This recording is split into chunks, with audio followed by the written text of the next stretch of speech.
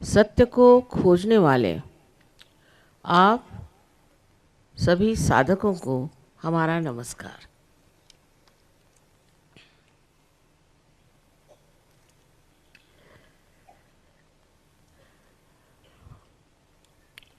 मैंने पहले भी यमुनानगर में बताया था कि सत्य क्या है।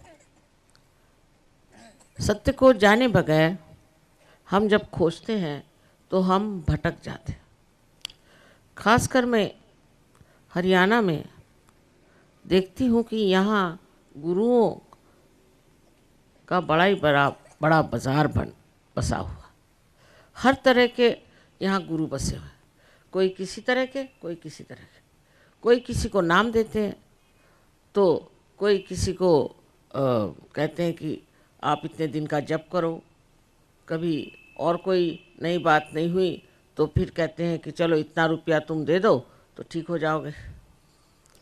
ये सब जो धंधे चले हुए हैं, जानना चाहिए कि परमात्मा का कोई धंधा नहीं कर सकता, और जो करेगा उसको बहुत बुरी तरह से भरना पड़ेगा। लेकिन जो लोग उनके पास भी जाते हैं वो भी बहुत दुखी लोग हैं, बहुत त्रस्त लोग हैं। मैंने देखा अभी एक साहब आए थे चंडीगढ़ में, उनके सारे झुर्रियाँ पड़ी, जवान आदमी, उसके सब झुर्रियाँ पड़ी। दूसरे एक साहब मिले, वो बताने लगे 14 वर्ष से मैं ये राधा स्वामी को पैसा दे रहा हूँ, मुझे कुछ नहीं मिला और मैं इतना बीमार हूँ, मैं चल नहीं पाता, मेरे हाथ पैर थरथरा रहे। अरे जो गुरु आपको अपनी सेहत भी नहीं दे सकता और आपसे पैसे लूट रहा है, कम से कम अपने बुद्धि को भी तो आप सोचिए। आप सब बुद्धिमान लोग हैं, ऐसा कैसा गुरु हो सकता है? तो आज मैं ये बताने वाली हूँ पहली बार कि गुरु को कैसे पहचाना चाहिए, बहुत ज़रूरी है, क्योंकि यहाँ तो उसका बाजार लगा हुआ। उस दिन वहाँ पर कुरुक्षेत्र में कम से कम 40 या 50 लोग ऐसे थे, आए थे जो गुरुओं से बिल्कुल ग्रसित थे, और उनके साथ 2-4 गुरु भी आए थे। इनको परमात्मा का भय नहीं ये बेवकूफ़ बनाना जानते हैं। अच्छा, पैसा सिर्फ खाएं तो कोई बात नहीं, आपकी कुंडली नहीं खराब कर देते, आपकी तंदुरुस्ती चौपटा देते, बच्चे मर जाते हैं, दुनिया भर की चीज़ें हो जाती हैं। और ये क्या करते हैं कि प्रेत विद्या, स्मशान विद्या, हमारे देश में सब लोग काली विद्या जानते, काली विद्या नाम सब लोग जानते, और वो करके नष्ट इधर कर रहे हैं और अपने खूब पैसे कमा रहे हैं, पर इनकी मृत्यु बुरी तरह से होती है। यहाँ तक कि रजनी जैसे गंदे आदमी को लोगों ने अपने सर पे उठा रखा है। बताइए, जिसको किसी देश में जगह नहीं मिली, जो इतना गंदा आदमी है कि उसका नाम लेना भी गंदगी है, ऐसे आदमी को अपने सर पे हिंदुस्तान में लोग कैसे उठा सकते, मेरी समझ में नहीं आता। वो रहता पूना में है पर वहाँ कोई हिंदुस्तानी नहीं आता। ये आपके यहाँ से हरियाणा से वहाँ पहुँचे हो। यहाँ लोग शराब पीते, मैंने सुना, और शराब में सारी कमाई खो देते। जब मनुष्य के पास पैसा आता है तो वो कुछ न कुछ ऐसे ही काम करता है जिससे उसका नाश हो जाए। कोई अच्छे भी काम सोचा करे, वो जो हो गया सो हो गया। लेकिन अब ये गुरु एक बुरी तरह की शराब है, ये जब चिपक जाते हैं तो छूटते ही नहीं। अभी ये सत्य साईं बाबा, ये सब यूं ही लोगों पे मेस्मरिज्म करके उनको ऐसा भुला देता था कि वो क्या धंधे करा दिखाई नहीं देता था। और अब इसके बाद अपने जो प्राइम मिनिस्टर साहब और ये चौहान साहब और प्रेसिडेंट साहब जब उसके पास गए तो 4 कैमरे लगे थे, और 4 कैमरों ने पकड़ लिया, क्योंकि कैमरे को तो आप नहीं न कर सकते मेस्मराइज, उनको तो नहीं भूल में डाल सकते। वो पकड़ लिया, और पकड़ने पर भी लोग उनको मानते हैं। बड़ी दुख की बात है। हमारे अंदर भक्ति है, हमारे अंदर खोज है, हम सत्य को खोज रहे हैं। नानक साहब ने क्या कहा है, गुरु वही जो साहिब मिली है, गुरु वही है जो परमात्मा से मिलाने की बात करे। जो ऐसी फालतू की बातें करते हैं, इतना पैसा दो, ये करो, सेवा करो, ये लोग गुरु नहीं हो सकते। गलत सलत मंत्र दे दिए। मंत्र देने का भी अधिकार सबको नहीं होता, और मंत्र कौन सा देना चाहिए उसका भी एक शास्त्र है। एक गधा भी उठ के कुछ मंत्र दे दे तो क्या होगा। यहाँ पर आपके जो टीएम वाले थे उन्होंने मंत्र दिए थे इंगा, पिंगा और ठिंगा। ये बताइए कौन से मंत्र है। और कहते थे किसी से मत बताइए, ये बड़ी ऊंची चीज़ हमने बता दी, ये किसी से नहीं कहने की। ये बेचारे सीधे साधे परदेसी को इनका पिंगा टिंगा क्या मालूम। वही मंत्र सालों कहते रहे, पगला गए, इनको एपिलेप्सी हो गई, इतनी हालत ख़राब हो गई।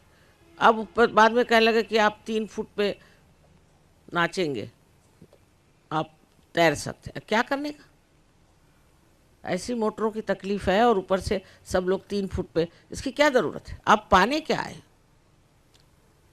आप चीज़ क्या पाना चाहते हैं। आप सत्य को जानना चाहते हैं ना। तो सत्य क्या है कि आप शरीर, बुद्धि, ये भावनाएं, ये संस्कार, ये सब कुछ नहीं है। आप शुद्ध आत्मा है।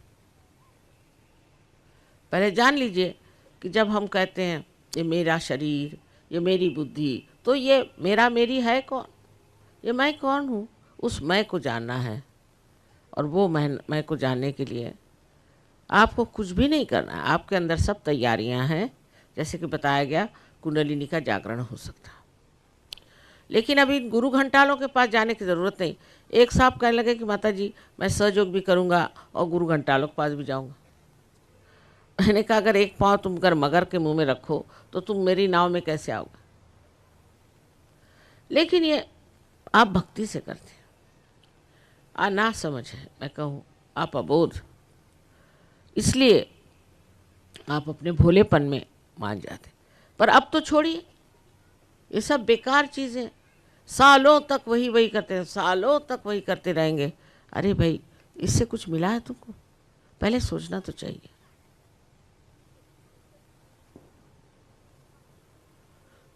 आज इसलिए बात कही कि सारे हरियाणा में जब घूम के मैं आई हूँ तो मुझे यही पता हुआ कि यहाँ पे गुरुओं का चक्कर ज़रूरत से ज़्यादा है। हरिद्वार के सारे गुरु यहीं आके बसे हुए मेरे ख्याल से, और बस उन्होंने चीला लगा लिया। चाहे वो जेल से छूट के आए हैं, उनके बाप कौन माँ कोई पता लगाना नहीं, कुछ नहीं, और कोई ज्ञान नहीं, कुछ नहीं। इस रजनीश को तो संस्कृत नहीं आती थी। जब बेकार आदमी।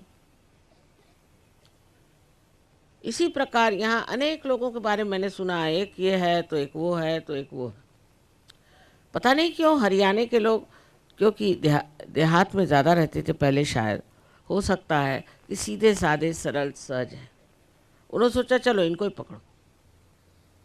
इतने ज़्यादा तो कहीं गुरु घंटाल नहीं है जितने आपके इसमें।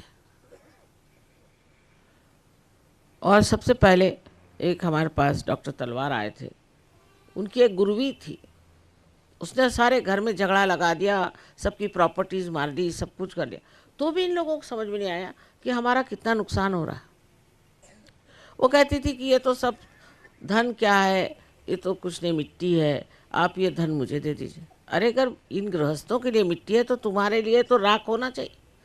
सन्यासिनी बन के बैठी हुई। तो आप लोग सब सतर्क हो जाएं। मैं चाहती हूँ कि यमुनानगर में बहुत जागृति हो गई है, और यहाँ में सबसे सतर्क होने की ज़रूरत है। जैसा ही आपके पैसा आएगा, ऐसे ही जैसे गुड़ के पास मक्खी जाती है, उसी प्रकार ये सारे गुरु आपको नोचेंगे किसी न किसी तरह से। पैसा ही नहीं, हर तरह से नाश करेंगे आप। कैंसर की बीमारी हो जाएगी, दुनिया भर की बीमारी हो जाएंगी, हार्ट का अटैक आ जाए। बाधा स्वामी जो राधा स्वामी, इसके सारे शिष्यों को मैंने देखा, उनको हार्ट की बीमारी, जिसको देखो उसको हार्ट। जवान लड़कों को हार्ट का अटैक आ जाता है। अरे आपके गुरु हैं बड़े भारी, कहने लगे कि साहब मैं बड़ा वो ऑर्गेनाइजेशन है, उसको क्या करने का। चोरों का भी ऑर्गेनाइजेशन हो सकता है। आज एक माँ के नाते मैं आपसे बताना चाहती हूँ कि किसी भी गुरु के पास जाने की ज़रूरत नहीं। मैं आपको अपना ही गुरु बना देती हूँ। हाँ, हो गए, मैं नहीं कहती कि गुरु नहीं हुए, सदगुरु बहुत हो गए, लेकिन उनकी पहचान, उनके जो शिष्य हैं उन्होंने क्या पाया देखना चाहिए, उनको क्या मिला देखना चाहिए, वो कैसे हैं वो देखना चाहिए, उनका बर्ताव कैसे देखना चाहिए। तब आपको पता होगा कि गुरुओं ही का बर्ताव ठीक नहीं, गुरु ही अनीति के मार्ग में चलते हैं, वही दुनिया भर के धंधे करते हैं।